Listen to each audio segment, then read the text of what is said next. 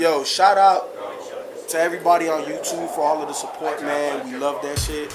We gonna keep putting it out. Dad's Def, I got you. You know what I'm saying? Yo, keep commenting. We gonna keep going back and forth, man. Good looking out. It's Beezy 430. Shout out to all our fans supporting us. Good looking. Keep on supporting us. We gonna keep bringing heat. We gonna bring it for the people because we are the people.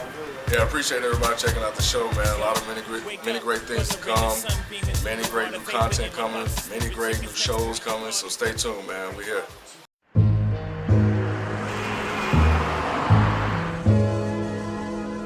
Dead in hip hop conversations. Mike's in town. Dead in hip hop conversations. We're here with Night Wonder. What's good, homie? Peace to the A. Dead in hip hop.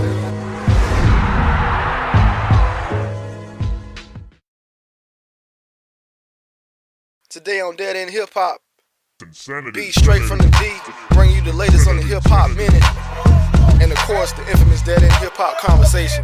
Keep it locked.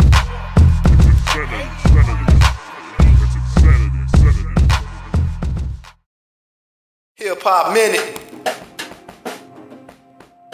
Alright, this be coming at you with Hip Hop Minute. Make sure y'all check out for our coming soon live Skype. If you want to be on the show, if you got Skype, check that out because we're gonna put in our viewers onto the show as well. Also, stay tuned for our giveaways. We're gonna give out 2 pretty soon, once a month for our Dead End Hip Hop fans, shall I say. Make sure you stay tuned for that new D12 mixtape coming out, Return of the Dozen, April 12th. That's gonna be hot. If you want to check out our previous webisodes, make sure you subscribe to our Dead End Hip Hop channel at www.youtube.com/Dead End Hip Hop. Checking all our webisodes. We about to be like 11 strong over here, so if you want to check them out, go ahead and comment. We gonna reply back to you. Trust me, we gonna reply back. Keep it locked. Dead End Hip Hop.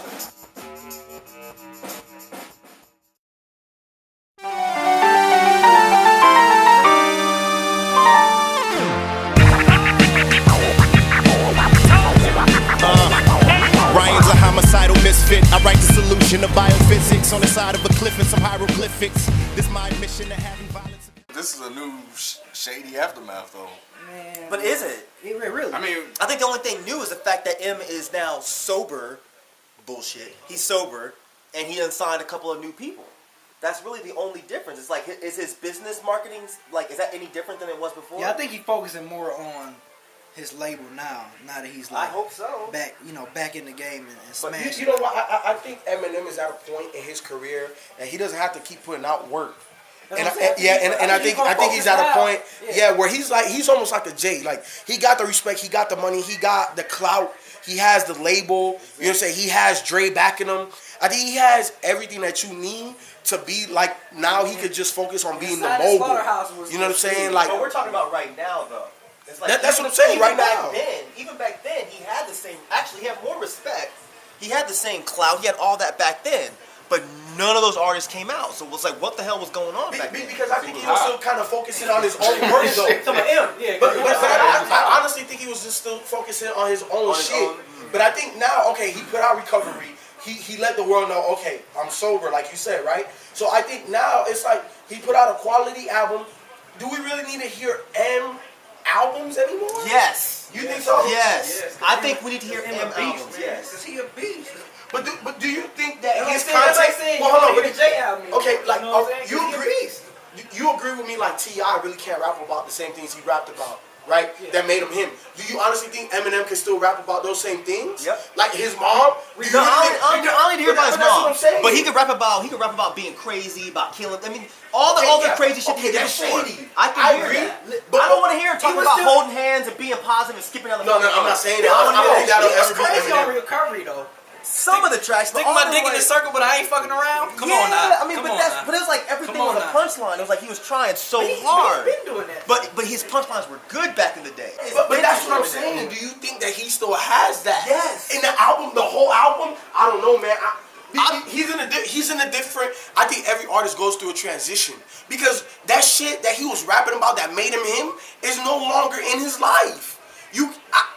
I'm just obviously because he just did the beat tape. That was only like a year ago, and he was doing those crazy ass rhymes. But what I'm saying Relapse was crazy. It was just the problem was the accent fucking pissed people off. Okay, but what I'm saying is that he could do that for a track or two.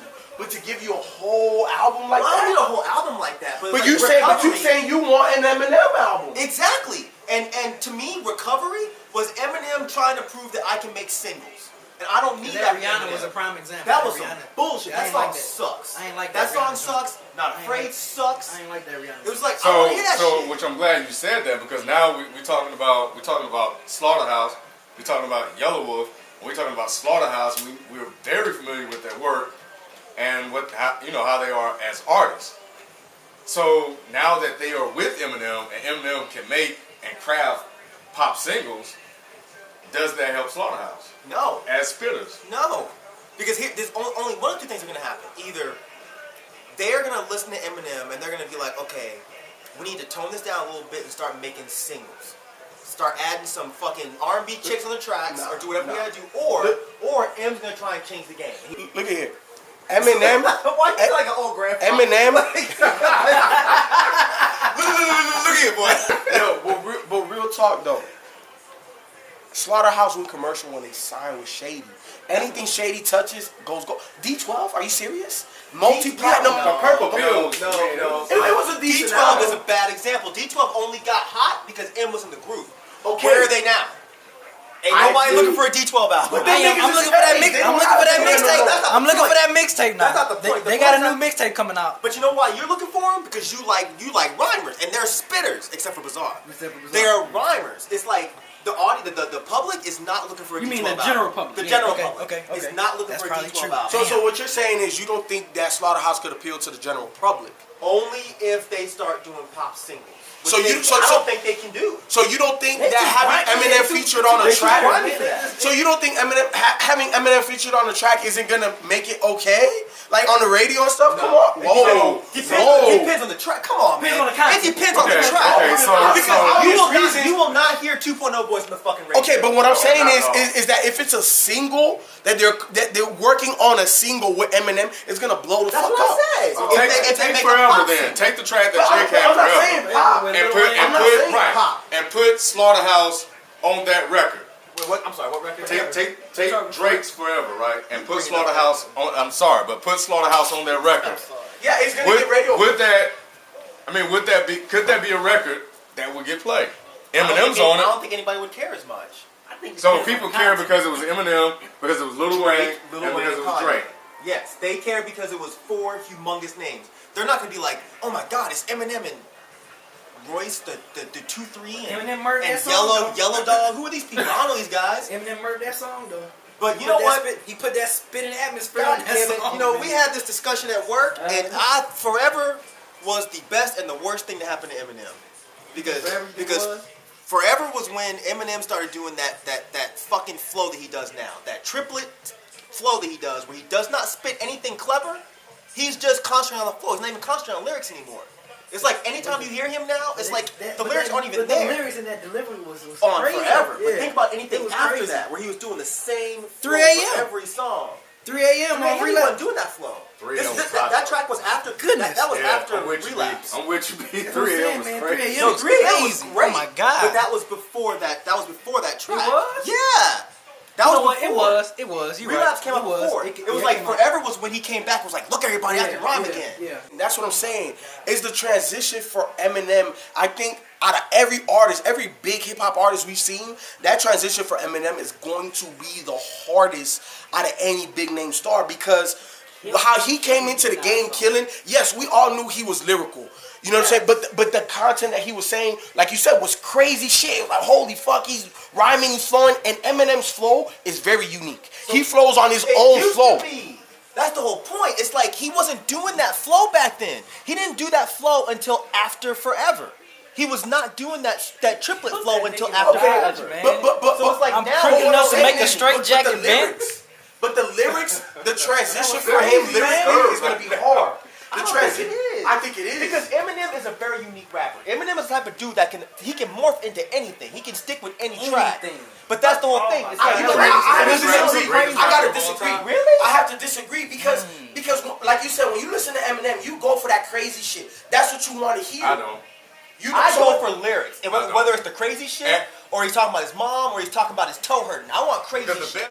Just because you're making pop songs and you're making tracks for the radio does not mean he's transitioning. I'm not talking about pop. I'm not going there. What I'm saying is, okay, like we all agree that art, hip hop, everything is a reflection of self, right? Where you are. You're gonna talk about, rap about where you are in life. And what everybody was so drawn to was his drama and how he put it, and just the craziness that was Eminem.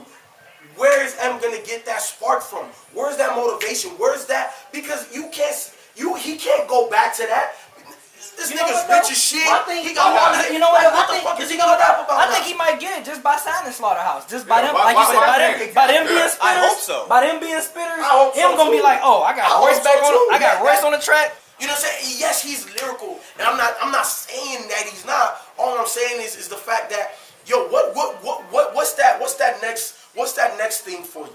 You know what I'm saying? Because he's never been a guy to talk about money, Bentleys, this, that, and whatever. And I hope he doesn't. And I really hope he doesn't. That's not him. That's not him. But it's like, what do you talk about? And I think, and I very hope so. And I think it's gonna happen that Slaughterhouse is gonna bring that shit out in them. I think it is. Because you're coming, you got Joe Budden, Crooked Eye, Joel, Royce the Five, and him and Royce fucking with used to be going back. So I hope that inspires that out though. Did you actually hear those tracks that came out? Yes. No. The ones where it was Royce and M. The later ones, the ones that came out like maybe 6-7 months ago. like them leaked out. The two tracks that leaked, Echo and I forget the name of the other track. I know you're talking about. They weren't that good. Hold on, but here's the thing. Why can't spitters make it? What's wrong? What's the problem? Because no one wants to go to the club and listen to spitters. That's the problem. No one wants to go to the club, and I'll tell you how I got this. I was talking to You think somebody want to go to the club and say, play that exhibit? No, yeah, but hold on. Go ahead. Break it down. Well, yeah, he That's got exactly break it down. the point. What were you about to say? I was talking to this dude in my class, my homeboy Chris, and he was like, we were talking about Royce. He was telling me that Royce sucks.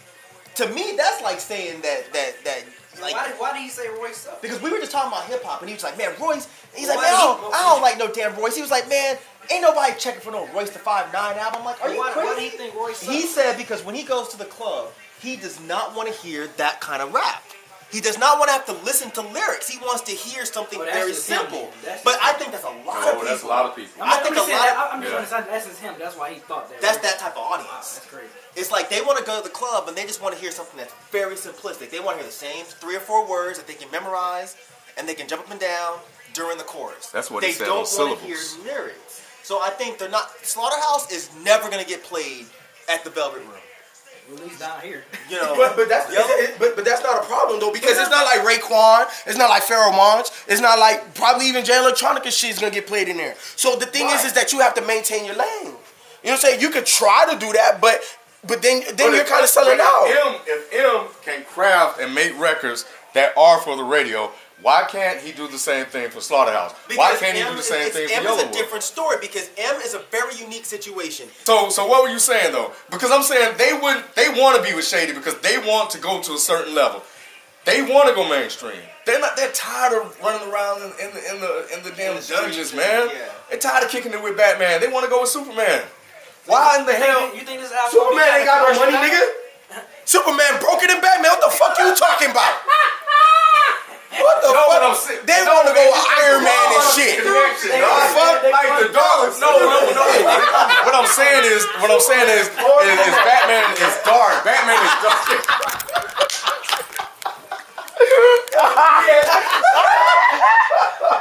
Oh shit. Hell nah, son. I experience this every week from them. Every week, man. Oh shit, Superman is a bad one. Nigga said that nigga broken in the motherfucker. How you gonna talk about Superman like that, yo? How you gonna put Superman? Come on.